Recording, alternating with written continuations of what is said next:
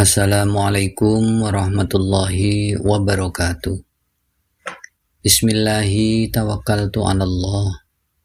La haula wala quwwata illa billah. Asyhadu an la ilaha illallah wa asyhadu anna Muhammadar Rasulullah. Allahumma sholli ala sayyidina Muhammadin wa ala alihi wa sahbatihi ajma'in. Amma ba'd. Bertemu lagi dengan video Sinau yang mengulang-ulang pelajaran yang disampaikan oleh Buya Syakur Yasin dengan cara menirukan dawuh beliau agar masuk dalam akal pikiran. Karena pembaca menyadari kalau belajar saat dewasa bagaikan mengukir di atas air. Makanya harus dicatat, dibaca berulang-ulang, atau istilah populernya adalah sinau. Kali ini sinau tentang hal yang luar biasa dari surat Al-Kautsar. Namun seperti biasanya kita hadiahkan Fatihah dulu buat Buya Syakur Yasin. Ila hadratin Nabil Mustafa Rasulullah sallallahu alaihi wasallam. Wa ila hadrati Buya Syakur Yasin lahumul Fatihah. Bismillahirrahmanirrahim. Iyyaka na'budu wa iyyaka nasta'in. Ihdinas ghairil maghdubi 'alaihim waladdallin. Bapak-bapak dan ibu-ibu sekalian, ini banyak sekali kalimat-kalimat mutiara yang terlepas, tidak pernah tersentuh. Padahal itu yang bisa meningkatkan kualitas hidup kita. Dengan motivasi semacam itu, kita nggak usah mencari Mario Teguh sebagai motivator.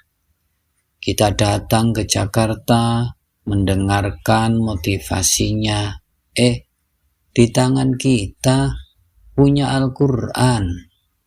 Kenapa tidak kamu baca? Kamu baca iya, tapi apa yang dicari hanya hukum halal dan haram. Bukan saatnya lagi mencari halal dan haram saja. Mana mutiaranya? Mana berliannya? Buya Syakur telah meneliti semua quotation, semua pepatah-pepatah, kata mutiara orang-orang besar di dunia. Akarnya mereka mencuri dari Al-Quran juga. Ngerti enggak? Yang membuat mereka menjadi besar, menjadi pahlawan, terdorong oleh motivasi Al-Quran. Kitanya enggak paham-paham. Mereka lebih paham tentang makna kandungan Al-Quran dan dari kita yang mempelajari dan menghafalnya. Satu contoh aja, ini tafsirnya Inna a'toinakal kautsar. Sesungguhnya kami telah memberikan danau Kautsar yang ada di surga Kautsar. Allah belum pernah memberikan Kautsar kita ini belum mati, masih hidup. Jadi Al-Kautsar itu bukan nikmat yang di surga, nikmat di dunia yang sangat banyak ini. Dikasih badan yang sehat, dikasih wajah yang cantik, dikasih otak yang cerdas, dikasih rezeki yang lancar, dikasih teman yang banyak, tidurnya lelap, makannya lahap, temannya banyak, rezekinya lancar, suami sayang, dan seterusnya. Itulah namanya Al-Kautsar, bukan di surga. Nah, oleh karena itu, fasholli lirabbika, maka seringlah engkau berkomunikasi dengan Tuhanmu. Sering berkomunikasi itu artinya sering menghadap Allah, menyampaikan ucapan terima kasih. Fasholli lirabbika wanhar. Banyaklah kita berkorban untuk masyarakat. Jadi kita nggak usah kecil hati, yang mengejek-ngejek, yang membenci, yang ngeyel, abaikan saja semuanya. 1. Konsentrasi bahwa kamu banyak kelebihan-kelebihan. Kamu punya kepintaran, kamu punya kehebatan, semua kau miliki. Yang penting banyak menghadap Allah dan banyak berbuat baik kepada masyarakat. Wanhar, berkorbanlah.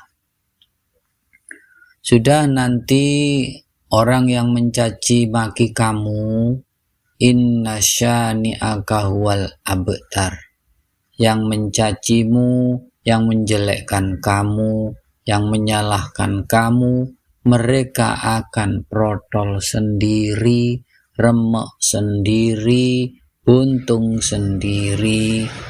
Biarkan orang setegal gubuk mengatakan, aku kikir, tetapi tiap hari aku bagi makanan buat anak yatim. Siapa yang akan muncul? Akan tumbang sendiri. Dan mereka akan terhina, orang yang menjelek-jelekkan kita. Biarkan saja anjing menggonggong, kafilah tetap berlalu. Jadi kita nggak usah membantah orang yang menjelek-jelekkan kita. Yang penting buktikan kebaikan kita kepada masyarakat kita. Selesai. Yang persekusi kita, yang mempersekusi kita akan tersisih sendiri, akan terkucilkan sendiri. Ternyata cangkem bodol kana, ngerti cangkem bodol. Ember, ngerti ember. Ini motivasi Al-Quran. Ternyata kita nggak tahan kalau ada orang yang rasani, dijobrek, dilawan, dioncong. Ngapain? Sudah, biarkan saja mereka berkomentar. Apapun, abaikan saja.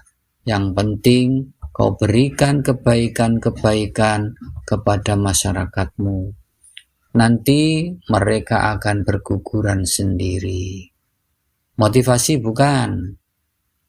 Ya, selama ini apa yang kau pahami? Apa sih? Itulah makanya kita kembali ini ke Al-Quran. Di dalamnya mutiara, berlian, emas, perak, lengkap semuanya ada. Paham ibu-ibu? Paham nggak? Benar. Jadi artinya beginilah. Kadang-kadang orang itu diberi Al-Kautsar, diberikan banyak kenikmatan oleh Allah. Tapi kenapa datang kepada Buya sambil menangis? Sebabnya karena dia tidak paham. Tugas Buya sebagai motivator adalah mengajak orang itu melihat dari sudut pandang yang lain, dari sisi pandang yang lain. Kenapa harus menangis? Tahu alasannya apa nangis? Buya, saya capek. Masya Allah, suami saya sehari-hari tidur aja, lek-lek, makan, kleker-kleker maneh, lek-lek, kleker maning. Masya Allah, saya usaha sendirian, pontang-panting, berangkat dari rumah jam 4 pagi, pulang jam 4 sore, sehari-hari sendirian. Sudah? Betul enggak? Ada enggak istri yang mengeluh begitu? Ada. Sekarang Buya balik. Ibu-ibu enak mana punya suami yang kaya raya atau ibu sendiri yang kaya raya? Ya, enak suami yang kaya raya. Cerdas temen sirah. Enak suami yang kaya. Iya dong. Jadi artinya kita sebagai donatur di rumah suami kita jajan. Kalau kita yang kaya, suami di luar rumah, suami kita jajan, enak enggak? Ya, makanya ya sudah, jangan keluh kesah semacam itu. Jadi kadang-kadang penderitaan kita ini hanya karena sudut pandang yang berbeda, bukan penderitaan yang sesungguhnya, tapi sudut pandang yang berbeda. Nah itulah makanya di situ perlunya ada motivator.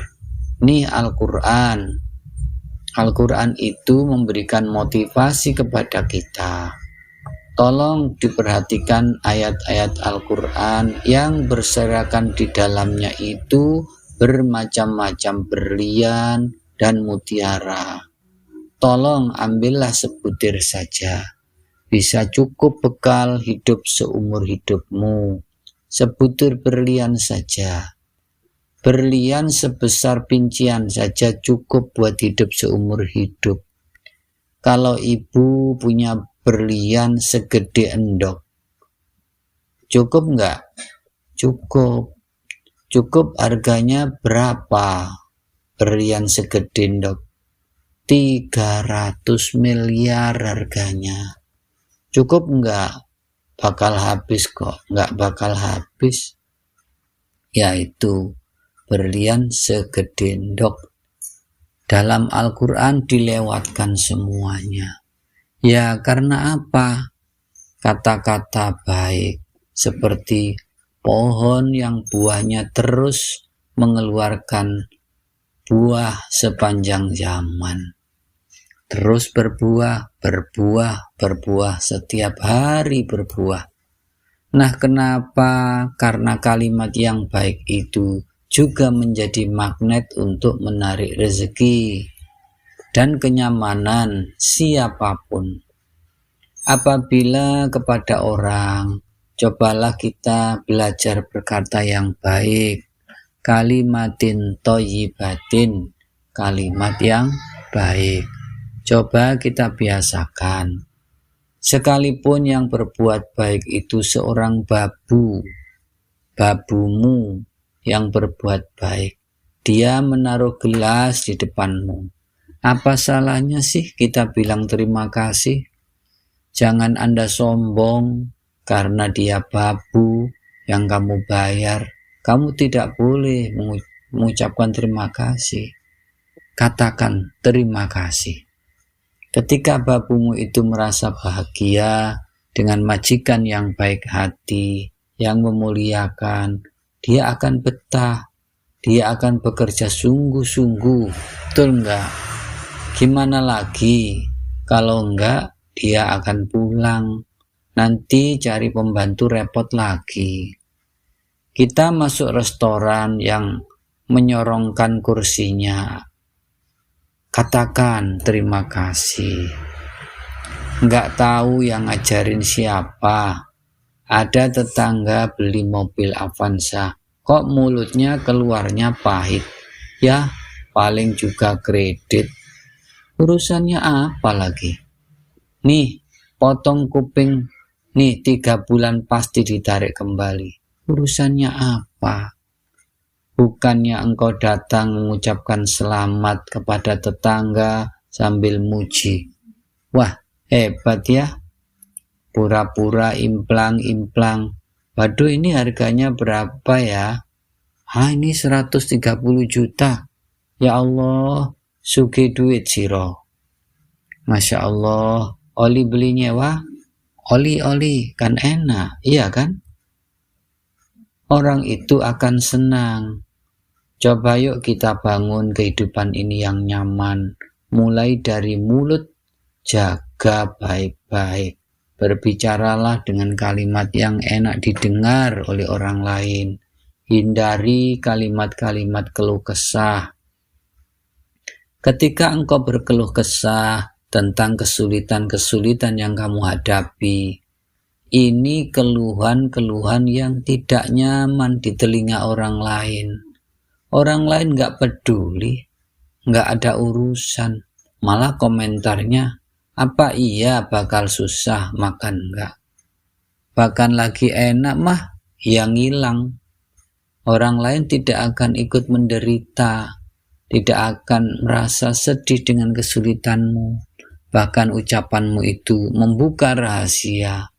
Sekarang berteman, suatu ketika orang itu sudah banyak tahu rahasiamu. Suatu ketika dia berubah menjadi musuh, maka musuhmu tahu rahasiamu. Paham? Ini jangan kau berikan panah kepada orang lain. Kapan-kapan nanti kamu dipanah sendiri.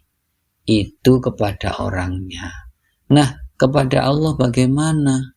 Juga sama, menceritakan kesulitan orang itu namanya sakka. Sakka itu apa? Komplain. Kata Nabi, man bassa faqad sakka. Orang yang menyampaikan keluhan-keluhan tentang hidupnya yang susah itu sama dengan komplain kepada siapa? Kepada Allah Subhanahu wa ta'ala.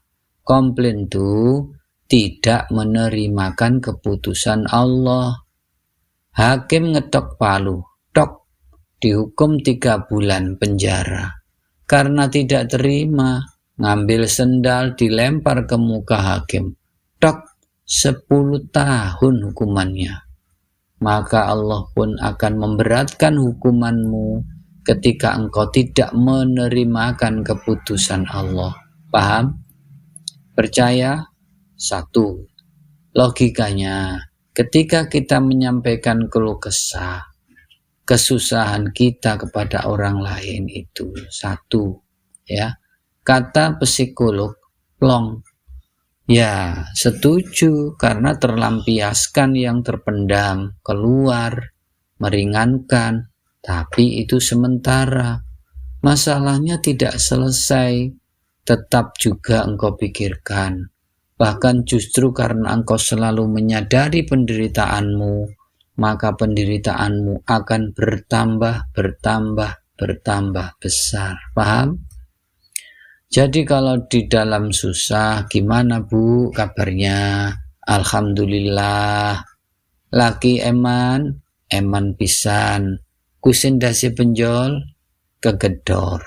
Jangan pernah menceritakan kejelekan kita kepada orang lain. Kenapa? Setiap kita merasa sakit dan kita rasakan, akan tambah rasa sakit. Sakit gigi ya, sakit gigi. Nih Buya sedang lagi sakit gigi. Tapi karena beliau abaikan, beliau sibuk dengan ceramah, maka sakit giginya berkurang. Kalau sakit gigi, aduh sakit, tambah sakit, aduh loro, tambah loro, belenekan temen, tambah belenekan pisan. Masih mending juga rasa sakit kita ini kita abaikan saja. Ambil sapu, lihat lantai kotor, kita sapu. Pakaiannya kotor, kita cuci. Yang sudah kering, kita setrika.